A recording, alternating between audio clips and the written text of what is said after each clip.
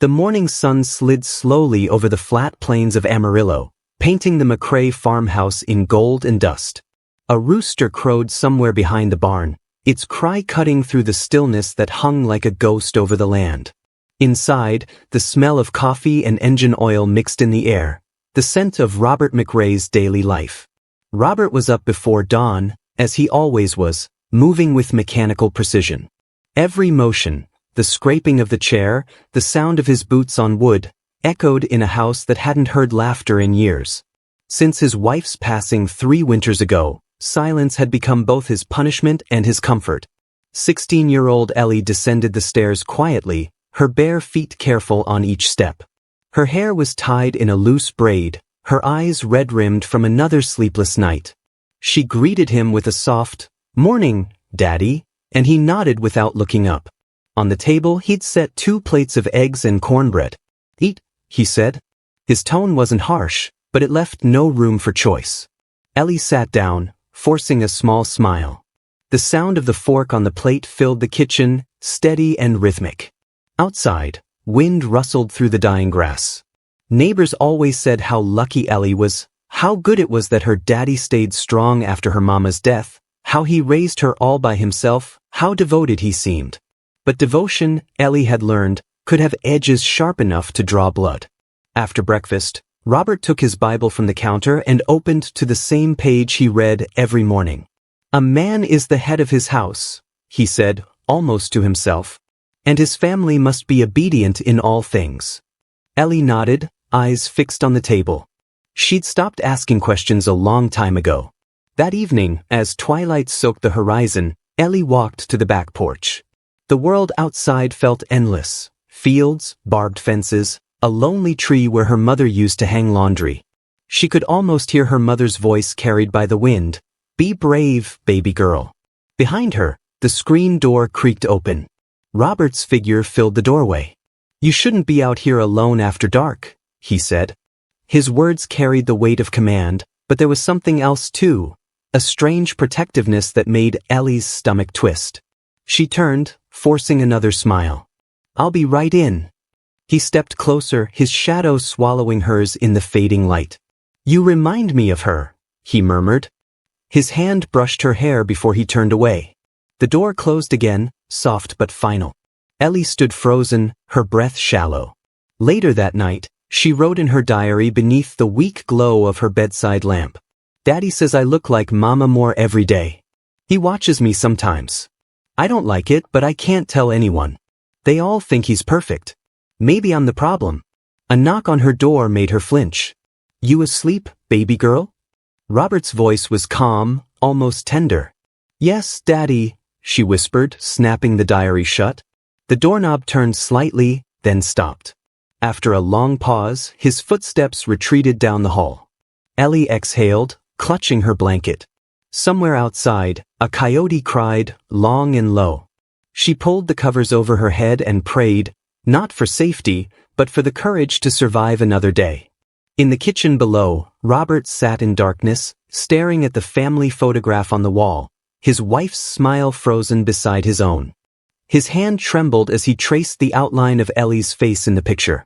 "I'll keep you safe," he whispered, a promise meant for no one to hear.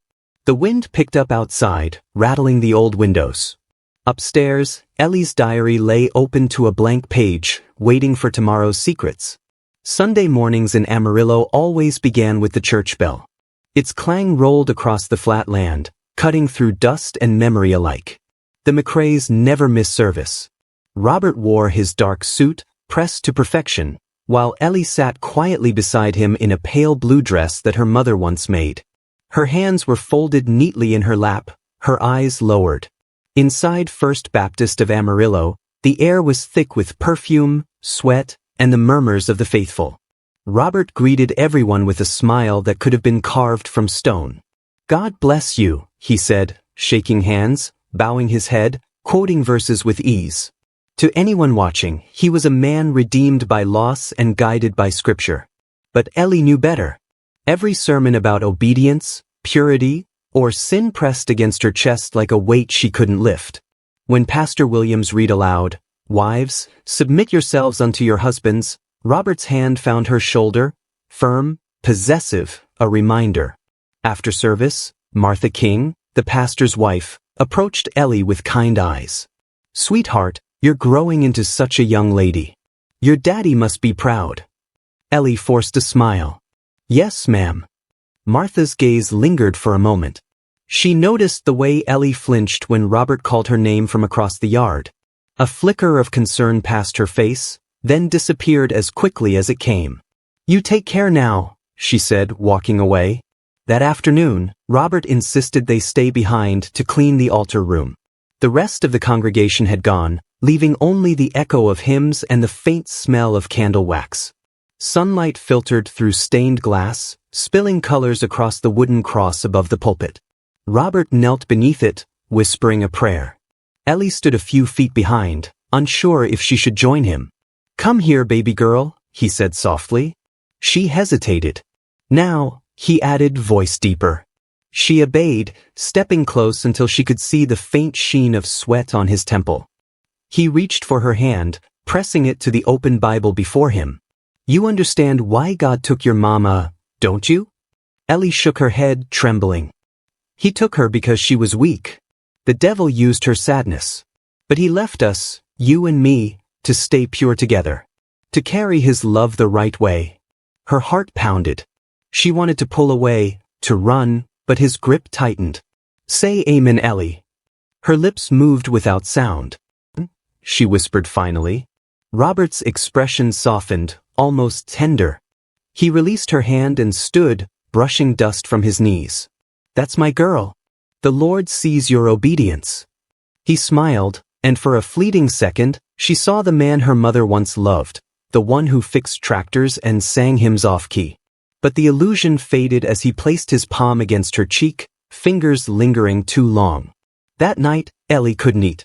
She sat at her window, watching the church's cross gleam faintly in the moonlight.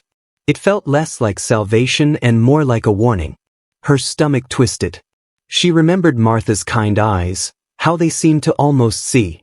From downstairs came Robert's voice, reading verses aloud in that slow, heavy tone he used when he wanted her to listen. "A father's love is righteous before God," he said, "and sin must be kept from the light." Ellie shut her window, heart pounding. The walls of the farmhouse seemed to close in tighter with every word he spoke.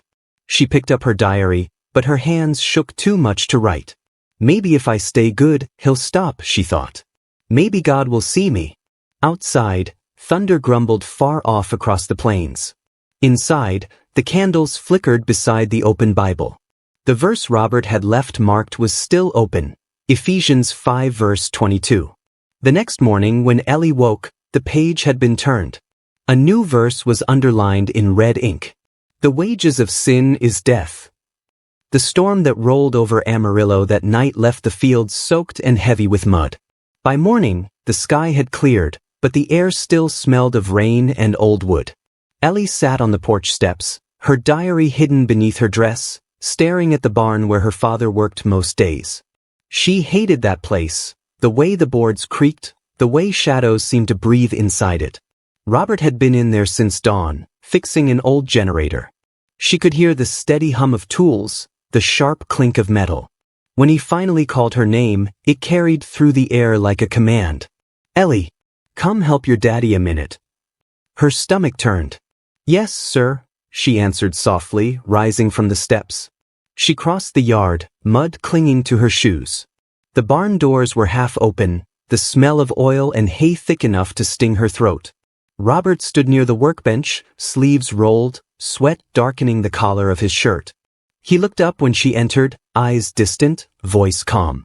"Close the doors. Keeps the flies out." She hesitated but obeyed. The doors creaked shut, and the light dimmed to a reddish haze that filtered through cracks in the wood.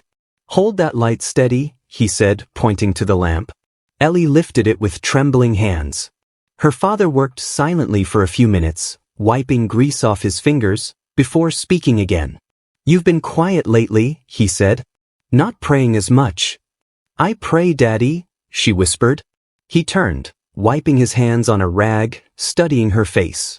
"You look just like your mama when you lie." She froze. His eyes softened for a heartbeat, then hardened again. "Your mama was weak," he muttered. "But I won't let the devil have you too." He stepped closer, his shadow swallowing her whole. "You understand why God tests us this way?" Ellie shook her head, tears filling her eyes. "Please, Daddy, I don't."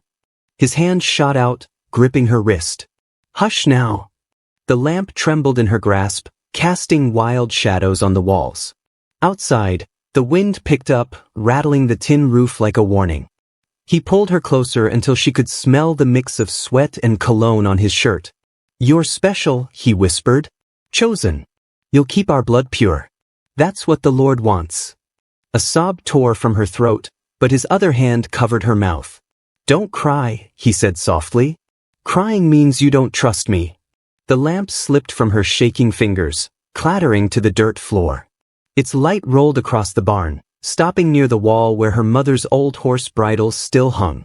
The sight of it, the memory of her mother's gentle laugh, snapped something inside her. Ellie jerked away, stumbling backward. "Mama wouldn't want this," she screamed, voice raw. Robert's face twisted with fury. "Don't you ever use her name in sin." He struck her once, open palm, and the sound cracked through the barn louder than thunder. She fell to the floor, clutching her cheek, her body shaking. He stood over her, breathing hard. Then, as if ashamed of his own violence, he crouched down and stroked her hair. "Shoo, it's all right, baby girl. You just got scared, that's all." Ellie stared at the dirt, silent. She knew resistance only fed his rage. She stayed still, numb, until he finally stood and turned back to his tools. "Go wash up," he said coldly. "Dinner'll be late tonight." Outside, the sun was setting behind the fields, its light bleeding red across the horizon. Ellie ran to the house, locking herself in her room.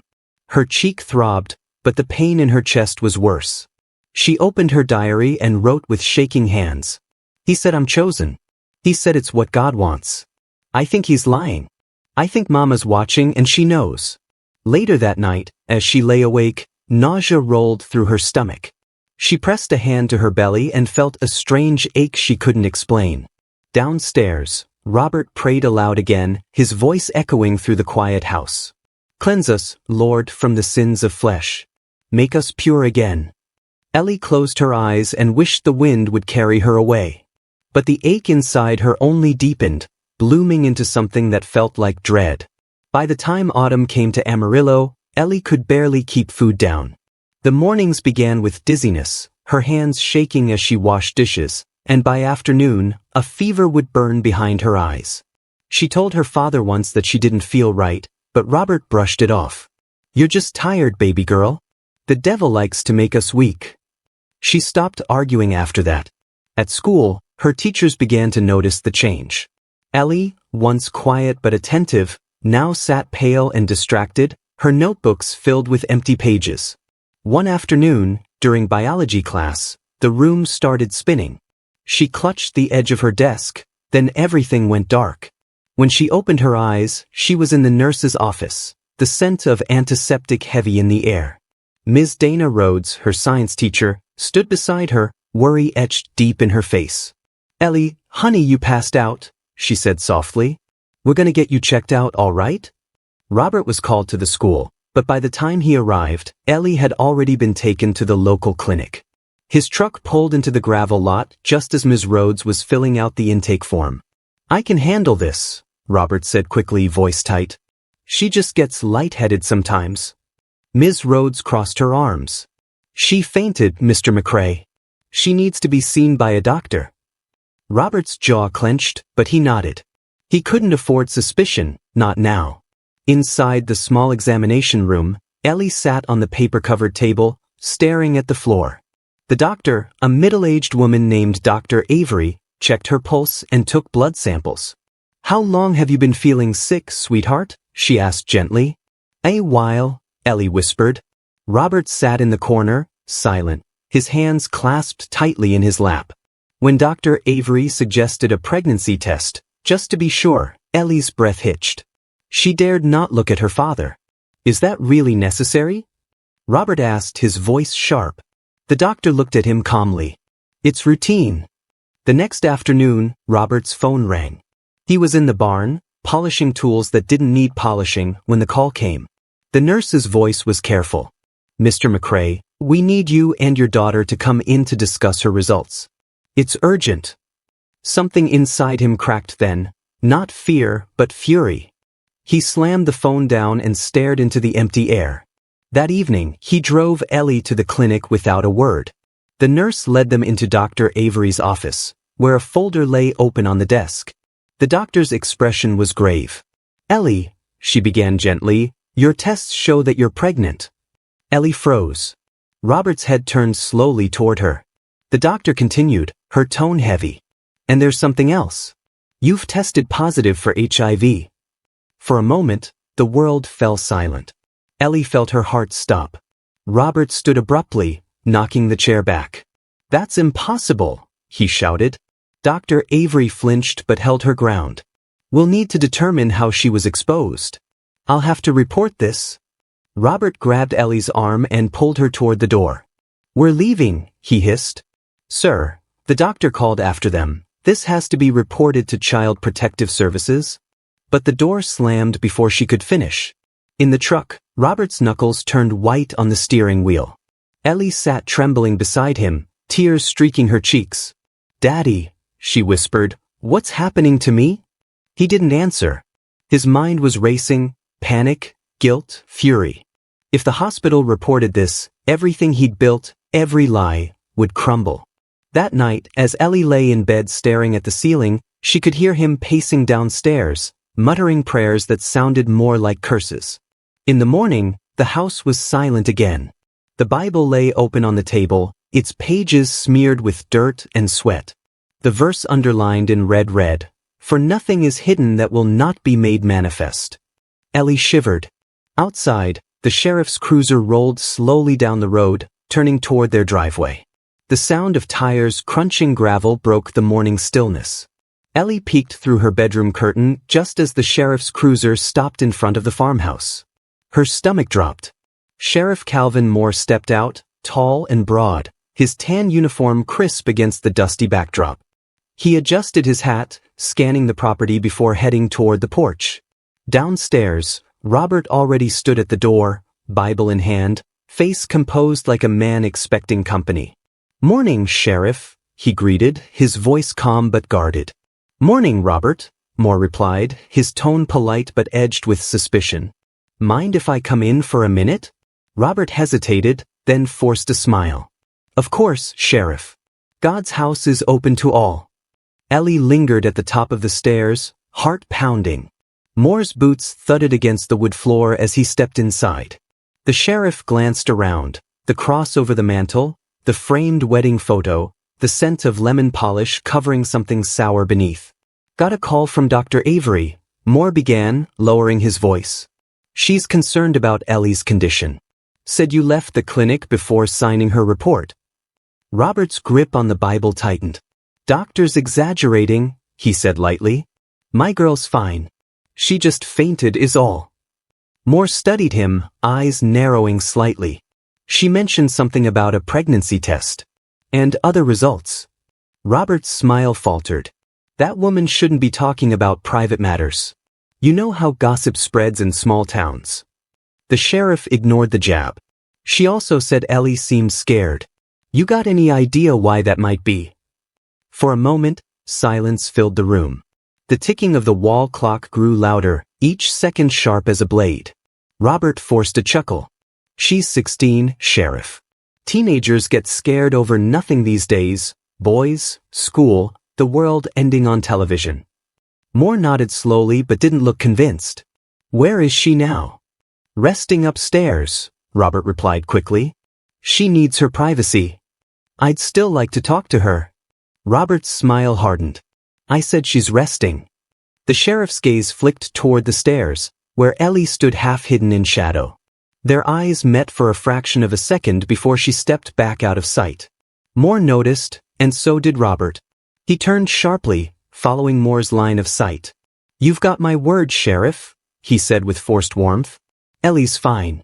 She'll be back at school next week." Moore adjusted his hat again, measuring his words.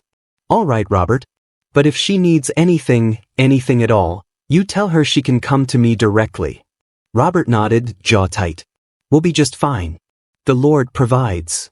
When the sheriff finally left, his cruiser rumbling down the road, Robert closed the door slowly. The calm mask melted away. He stood in silence for a long time, his chest rising and falling with controlled rage. Then he turned toward the stairs. "Ellie," he called, his voice low and dangerous. "Come down here."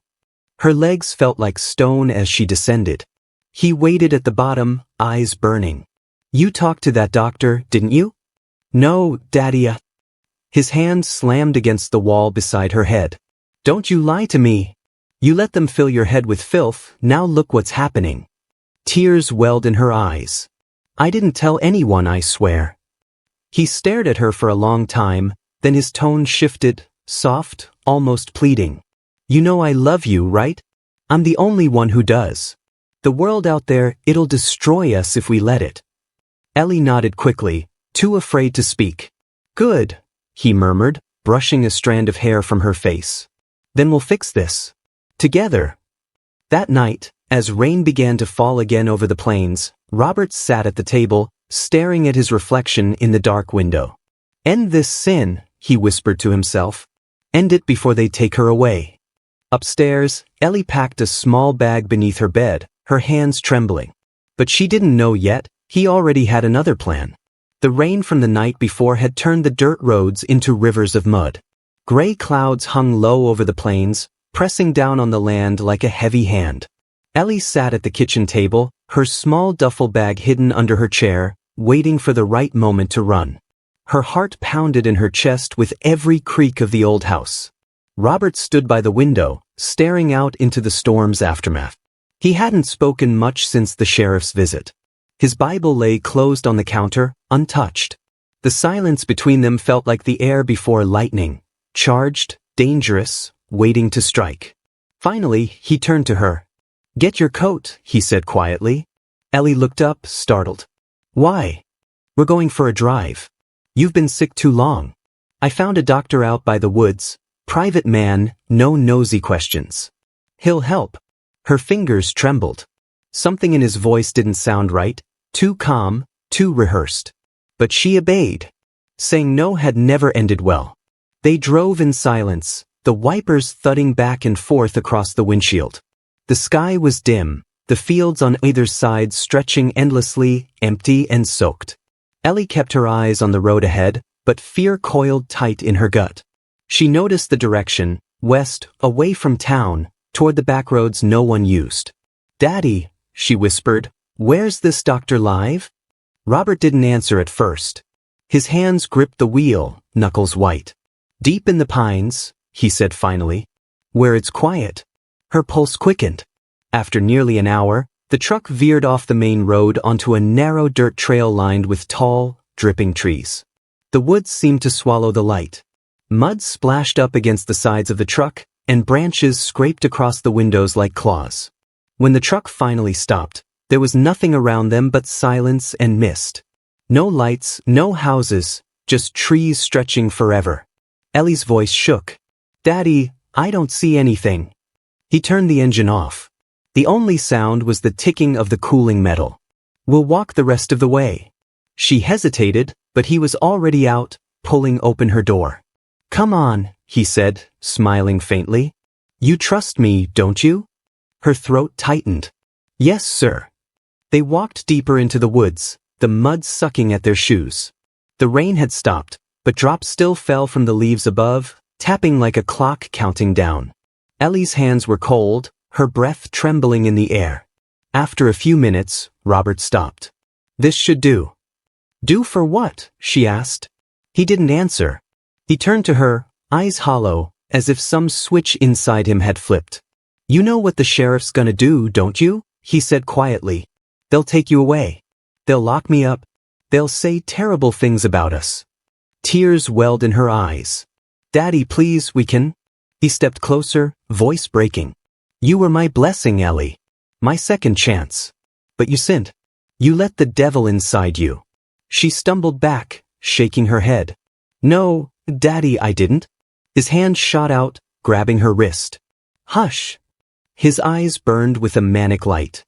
I'm saving you. I'm saving both of us. Ellie screamed as he struck her across the face, sending her sprawling to the wet ground. The world spun, dirt, rain, and blood mixing beneath her. She tried to crawl away, but his hands found her shoulders, forcing her down. Stop fighting me, he shouted, voice cracking with rage and grief. This is mercy. Daddy, please, she cried. I love you. For a brief second, his grip faltered, that word, love, cutting through the madness. But then he clenched his jaw and pressed harder. When it was over, he stood over her limp body, chest heaving. The woods were silent again. Not even the birds called. Robert wiped the mud from his hands, his face pale and blank. She's with God now, he whispered to no one. He dragged her into a shallow ravine and covered her with leaves and dirt. The cross around her neck glinted once before disappearing beneath the soil. As he walked back to the truck, the clouds broke open again, a thin drizzle falling through the trees. He didn't look back. Driving home, he rehearsed what he would say, that Ellie ran away, that she'd been sick, confused. The town would pity him again. They always had. But miles away, in that lonely ravine, a faint sound broke through the steady rain, a gasp, wet and fragile. Ellie's hand twitched beneath the dirt. The woods didn't echo back his prayers. They carried hers instead. The world came back to Ellie in fragments. A sting of rain on her cheek, a burning in her chest, the taste of blood and dirt in her mouth. Her body refused to move at first. It took every ounce of will to push through the weight of the soil pressing her down. Her fingers clawed upward, breaking through the wet earth until, with a gasp that tore her throat raw, she surfaced. The woods were deathly still. The faint gray light of dawn filtered through the branches, revealing streaks of mud and blood smeared across her face. She coughed violently, dragging herself onto her side. Each breath felt like fire. The last thing she remembered was her father's face above her, the mix of devotion and madness in his eyes. She looked down at her trembling hands. The cross he'd given her was gone. So was everything else, her trust, her childhood, her faith. Ellie lay there for a long time, the rain washing over her, until survival pushed past the pain. She staggered to her feet, dizzy, clutching her ribs. Her legs wobbled beneath her, but she began walking, away from the ravine, away from him. The woods stretched endlessly in every direction. She didn't know which way led to town, only that she had to keep moving. Every sound made her flinch, a snapping branch, the wind whistling through the pines. She could still feel him behind her somehow, that presence that had always filled the air around her. For years, Robert had been her savior and her captor in equal measure. Now she carried his sickness, in her blood and in her mind. Hours passed before she found the narrow dirt road. Her vision blurred, and she nearly collapsed from exhaustion. But then she heard the distant hum of an engine. A truck appeared, old and rusted, tires splashing through puddles. Ellie stumbled into the middle of the road, waving her arms weakly. The truck screeched to a halt. A woman jumped out, middle-aged, wearing a flannel shirt and boots. Jesus, honey, what happened to you? Ellie's lips parted, but no sound came out. The woman wrapped her jacket around her shoulders and helped her into the passenger seat. We're getting you to a hospital, she said firmly, glancing at Ellie's blood-streaked face. Who did this to you? Ellie hesitated. Her mouth trembled as the words formed. My father. The woman's eyes hardened, but she didn't speak again. She just pressed harder on the gas. The drive blurred. Ellie drifted in and out of consciousness, hearing snippets, the woman talking to a 911 operator, sirens in the distance, voices shouting when they reached the emergency entrance. When she finally woke again, she was in a hospital bed. White walls, the smell of antiseptic, the soft beep of machines. Her body felt heavy, wrapped in bandages. Her voice was a whisper. Where am I? A nurse leaned over her. You're safe now, she said gently. You're in Amarillo, General. You were lucky someone found you. Lucky, Ellie repeated faintly. The word didn't feel real. Days passed in a blur of 4 drips and questions. A detective came to speak to her, notebook in hand. We need to talk about your father, he said carefully. Ellie stared at the wall. He thinks I'm dead. The detective nodded slowly. Then we'll keep it that way for now. Her mind reeled. Part of her wanted to disappear, to let the lie stand. But every time she closed her eyes, she saw his face. The woods. The dirt. His voice whispering mercy. She turned to the detective, her voice hoarse. If I tell you everything, will you promise he can't hurt anyone else? He nodded. You have my word. Ellie looked down at the 4 in her arm, the needle gleaming under the sterile light. For the first time in years, she wasn't afraid of the pain. He tried to kill me, she said quietly, and he gave me something I can't ever get rid of. The detective froze, pen hovering over his notebook. What do you mean? Ellie's eyes met his. He gave me HIV. The room went silent, the kind of silence that carries truth like a wound. Outside her window, the wind rustled through the hospital trees. Somewhere far away, Robert was still free, believing his sins were buried. But the girl he left in the woods was alive, and she was done being silent. The sheriff's office in Amarillo smelled of coffee and old paper. Rain streaked the windows, leaving faint trails down the glass. Robert sat in the interrogation room, his wrists cuffed to the metal table. His Bible, worn and creased, sat untouched in front of him. He hadn't asked for a lawyer. He hadn't said a word since his arrest. It had been 3 days since the deputy found his truck parked half a mile from the woods. The dirt under the tires matched the mud from the ravine where the police found the disturbed earth, and Ellie's blood. They hadn't told him she was alive. Not yet. Detective Ramos entered the room, calm but alert. You know why you're here, Mr. Miller? He began, pulling up a chair. Robert gave a faint smile. Because a man can't bury his past without the devil digging it up again. Ramos leaned forward. You mean your daughter? Robert's eyes flickered, a flash of pain or pride. It was hard to tell. Ellie was special. God chose her. But she lost her way. Ramos set a photo on the table. A picture of Ellie, pale but alive in her hospital bed. She didn't lose her way, he said evenly. You tried to kill her. For the first time, Robert's composure cracked. His breath hitched, eyes darting to the photo. He whispered, No, that's not possible. She's alive, Ramos said, pressing. She's talking. She told us everything. Robert's hands trembled against the cuffs. His voice grew louder, defiant. She lied. She let temptation in. The sickness, that wasn't me. That was her sin. Ramos slammed his hand on the table. You infected your own daughter, Robert. You put her in the hospital. You left her to die in the dirt. The preacher's mask finally fell. His lips quivered, his voice lowering into a hoarse whisper. You think I wanted it like this? You think I planned for it? I was trying to save her soul. The blood in her veins, it was already cursed. I just gave her what I carried. Ramos stared, stunned. You're saying you knew you had HIV? Robert nodded slowly. I got it years ago. Before Ellie was even born. I thought the Lord had cleansed me. When I found out, I thought maybe he meant for her to bear the burden too. A way to keep her from sinning. The detective's stomach turned. You called that love? Robert's eyes glistened with tears. It was love. Twisted, maybe. But love still. Silence filled the room, broken only by the faint hum of the fluorescent light above them. Ramos rose from his chair, disgust etched in every line of his face. You're not a father, Robert. You're a monster hiding behind a cross. Robert's head dropped. His voice came out small, defeated. Maybe monsters pray too. Through the two-way glass, Sheriff Keller watched the confession unfold. He'd been in law enforcement 20 years, but this case left a pit in his chest he couldn't shake. Get this bastard processed, he said to a deputy. And call the DA. We'll add attempted murder to the list. As Robert was led from the room, his eyes fell once more on the photograph of Ellie. His lips moved soundlessly, maybe a prayer, maybe regret. No one could tell. Later that night, Ramos returned to the hospital. Ellie was awake, staring out the window.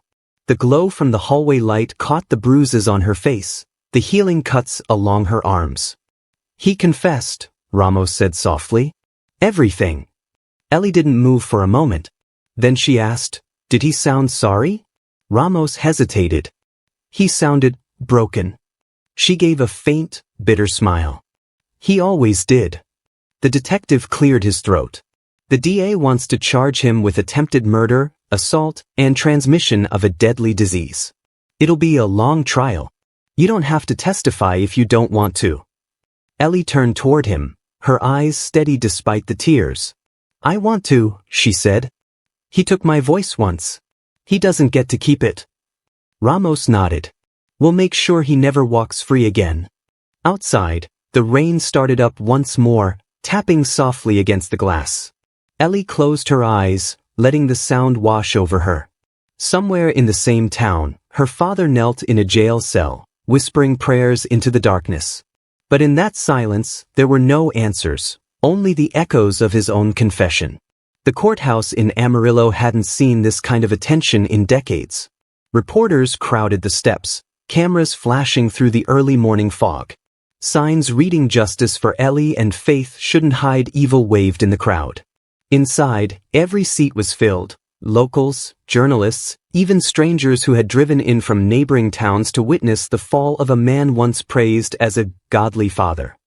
Robert Miller was led into the courtroom in shackles, his orange jumpsuit hanging loose on his thin frame. His once calm, preacher's face now carried the weight of sleepless nights and the ghost of a faith that no longer comforted him. The whispers followed him like a storm. The preacher who sinned, the father who destroyed his own child. Ellie entered minutes later, escorted by a nurse and the district attorney.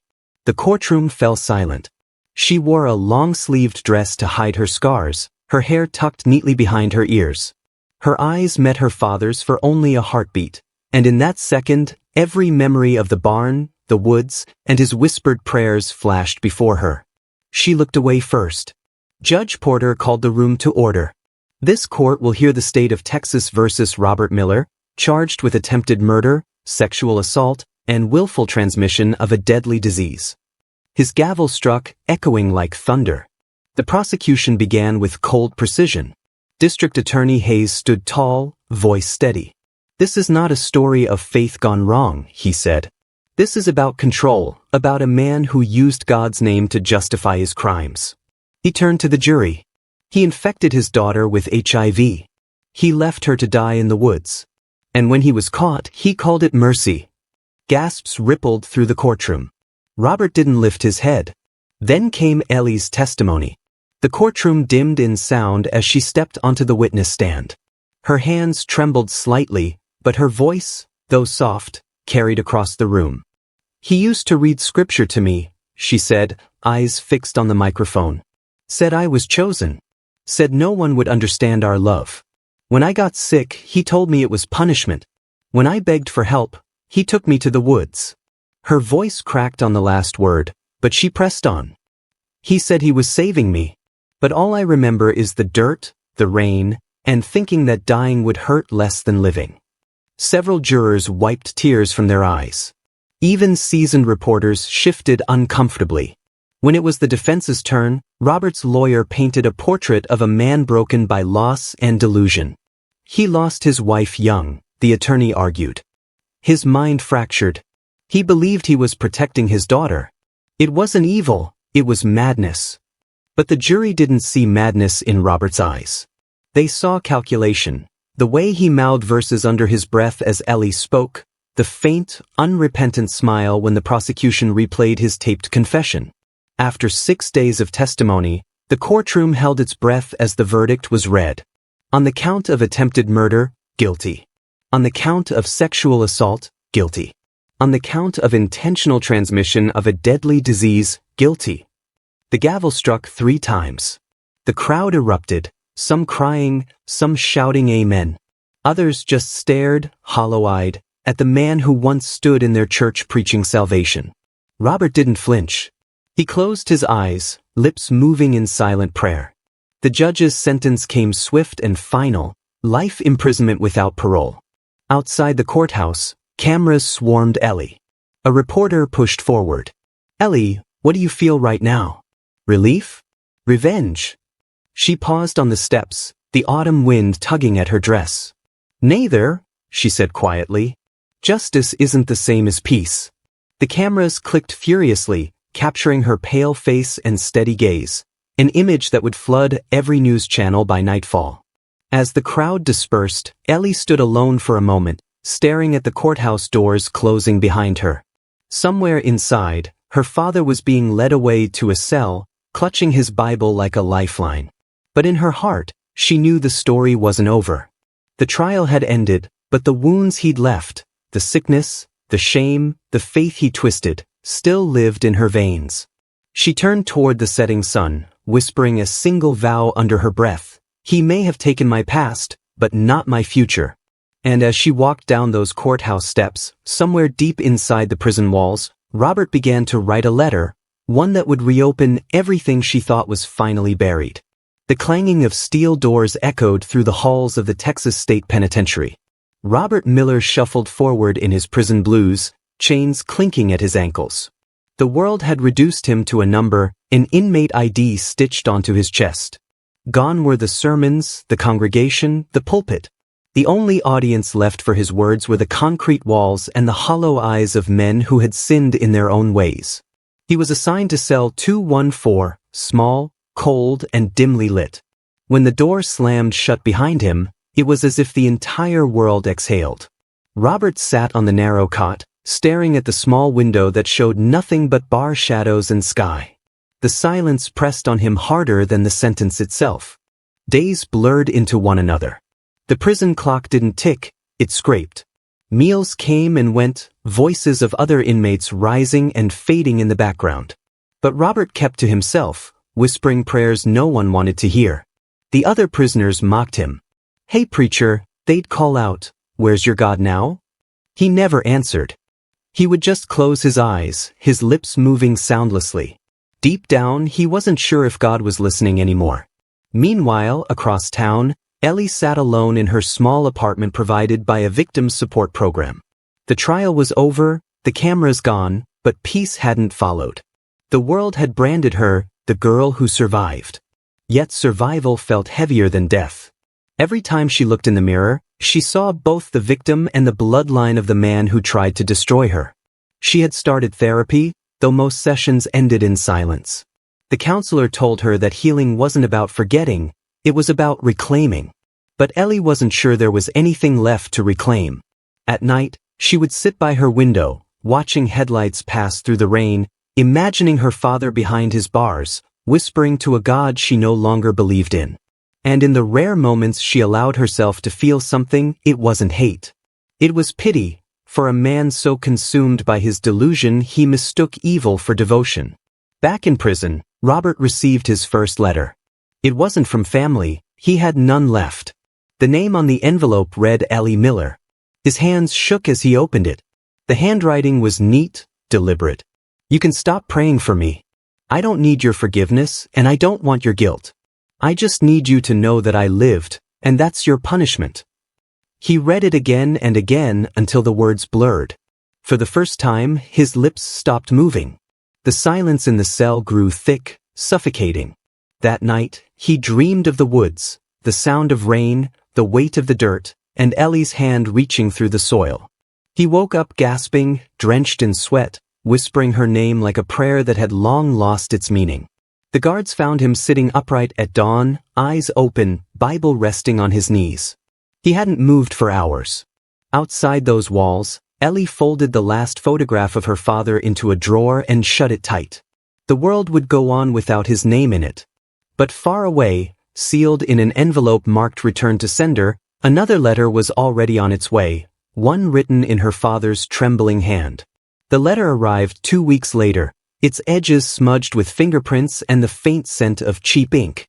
Ellie hesitated before opening it, her pulse quickening as though the envelope itself carried a curse. She turned it over in her hands, noticing the shaky handwriting, Robert J. Miller, inmate 42391. The sight of his name still sent a chill through her. She considered throwing it away. The trash bin sat just a few steps from her desk, open and waiting. But something deep inside whispered, "Know what he has to say, then burn it." She tore it open. "My daughter." You said my punishment is knowing you lived. But there's something you should know too. The sickness didn't start with me. It started before you were born. I never meant to give it to you. I thought it was gone. I thought he'd healed me. Maybe he did, and this is his test. I hear your voice in every silence. I pray you forgive me before he does. No apology. No acknowledgement of the horror he'd caused. Just the same twisting of faith, the same manipulation wrapped in scripture. Ellie's hands trembled as she read the final lines. They say I'll die here, but I don't believe it. God has other plans for me. When he calls, I'll walk free again. She dropped the letter on the table as if it burned her. Her breath came fast and shallow. The thought of him ever being free, even in spirit, made her stomach twist. But what Robert didn't know was that the world outside his cell had moved on without him. The church that once called him Pastor Miller had been torn down. His sermons deleted. The congregation he'd ruled through fear now avoided his name like poison. And what he also didn't know, what no one had yet told him, was that Ellie was pregnant. She had learned only a week earlier. The doctor had been gentle, cautious with every word. Given your condition, he'd said, it's risky. But not impossible. She hadn't told anyone. Not even her therapist. The child inside her was both a curse and a second chance. A life born from pain but still life. As she stood by the window that night, staring at the horizon bleeding orange over Amarillo, Ellie placed a hand over her stomach. You'll never know him, she whispered. And you'll never be him.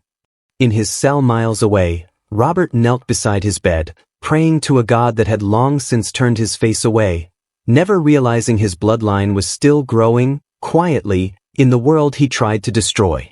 The world had gone quiet again for Ellie Miller. Months passed in muted colors, gray mornings, white hospital walls, and nights where the wind outside seemed to carry voices she didn't want to hear. Her pregnancy wasn't something she celebrated, it was something she endured. Each heartbeat inside her reminded her of the past, yet also whispered the possibility of something beyond it.